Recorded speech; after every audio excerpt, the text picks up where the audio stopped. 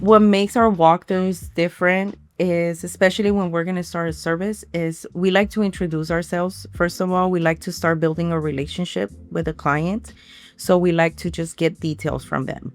What do you guys like? What are your expectations from the cleaning company?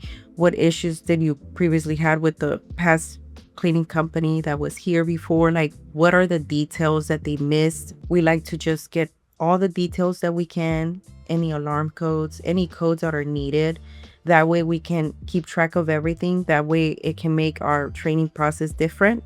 And that's what makes our walkthrough process different than any other company. We have that communication. We start building that relationship with the people. We get to know the person or the staff. We start, just having a more fluent and a good flow with them. And that's the way I feel like it's different than other companies. I feel like having a walkthrough before we start the services just sets a tone.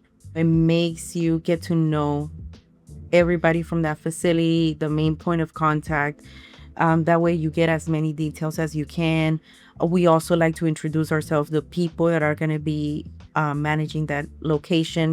We like to make sure the client has enough support from all the staff, and also getting to know who's going to be overseeing the cleaning task in their facility once they're out of their space. This makes it different on the cleaning plans. We normally have a normal cleaning task that most offices have, right?